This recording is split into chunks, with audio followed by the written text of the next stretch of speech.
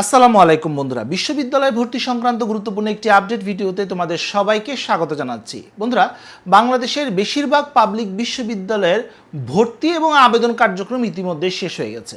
কিছু বিশ্ববিদ্যালয়ের চলমান রয়েছে, আর অল্প কিছু জায়গায় সেখানে ভর্তি কার্যক্রম কিছু দিনের মধ্যেই হয়তোবা শুরু হয়ে যাবে। তোমরা অনেকেই হয়তোবা যোগ্যতা থাকার পরও চান্স হয়নি, বা চান্স হলেও ভালো সাবজেক্ট ইউনিভার্সিটি আসেনি, হয়তোবা অনেকে গুচ্ছতে ওয়েটিং লিস্টে রয়েছে, অনেকের হয়তোবা জিপিএ কম, তাই এখনও পর্যন্ত চিন্তা করছো কোথায় ভর্তি হবে।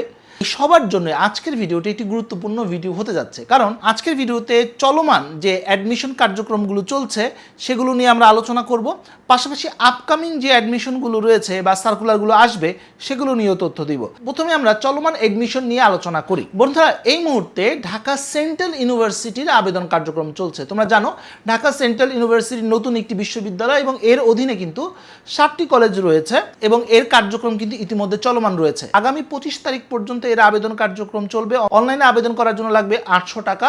ইতিমধ্যে আমি ভিডিও দিয়েছি, আবেদন করার ভিডিও এবং অন্যান্য ভিডিও তোমরা চাইলে দেখে নিতে পারো। আর বন্ধুরা, যেহেতু ঢাকা সেন্ট্রাল ইউনিভার্সিটি ঢাকাতেই অবস্থিত, এর পরীক্ষা এবং ক্লাস সব কিছু ঢাকাতেই হবে।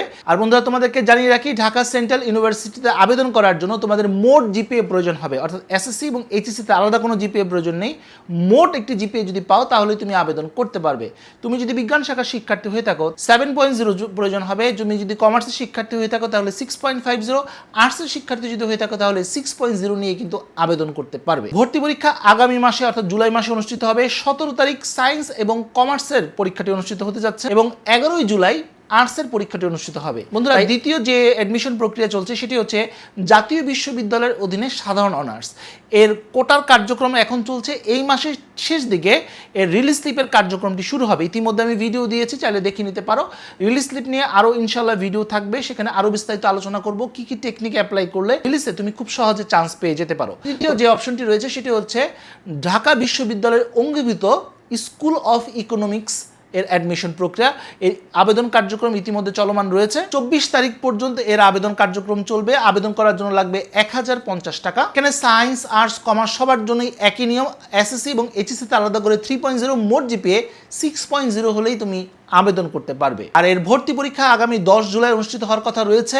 এই নিয়ে ইতিমধ্যে আমি ভিডিও দিয়েছি, চাইলে তোমরা দেখে নিতে পারো। বন্ধুরা, এরপরে যে অপশনটি হচ্ছে জাতীয় বিশ্ববিদ্যালয়ের অধীনে অন ক্যাম্পাস অনার্স। বন্ধুরা, রিসেন্টলি এর সার্কুলারটি প্রকাশিত হয়েছে। আমি গতকাল এটা নিয়ে ভিডিও দিয়েছি, চাইলে তোমরা দেখে নিতে পারো। এখানে 4টি কোর্স অফার করা হচ্ছে এবং 4টাই অনার্স কোর্স।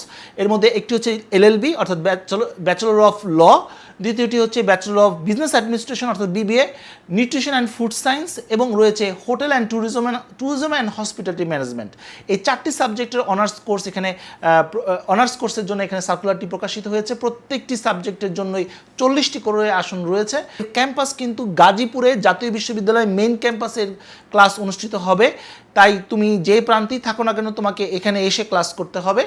আর আবাসনের ব্যবস্থা নেই, তোমাকে নিজস্ব আবাসনের ব্যবস্থা করতে হবে। আবেদন করার জন্য লাগবে প্রায় 1000 টাকা। আবেদন কার্যক্রম 25 তারিখ থেকে শুরু হয়ে চলবে আগামী 23 জুলাই পর্যন্ত। ভর্তি পরীক্ষার সময় এখনো পর্যন্ত জানায়নি কর্তৃপক্ষ, বিজ্ঞপ্তির মাধ্যমে তারা এটা জানিয়ে দেবে। সর্বশেষ পঞ্চম যে অপশনটি হচ্ছে বন্ধুরা প্রাইভেট বিশ্ববিদ্যালয়। বাংলাদেশে বিভিন্ন প্রাইভেট বিশ্ববিদ্যালয় রয়েছে। বছরের বিভিন্ন সময় বিভিন্ন ইনটেকে তারা শিক্ষার্থী ভর্তি করে থাকেন। তুমি যদি জাতীয় বিশ্ববিদ্যালয়ে পড়তে না চাও আর পাবলিক বিশ্ববিদ্যালয়ে পড়ার চিন্তা নেই বা সেখানে চান্স হয়নি, প্রাইভেট বিশ্ববিদ্যালয়ে পড়ার মতো তোমার সামর্থ্য রয়েছে, তাহলে এই অপশনটাও তোমরা দেখতে পারো। এবার আসি আপকামিং যে অ্যাডমিশন বা সার্কুলার হতে যাচ্ছে সেগুলো নিয়ে আলোচনা করছি। বন্ধুরা, আগামীতে 2টি সার্কুলার প্রকাশিত হতে পারে।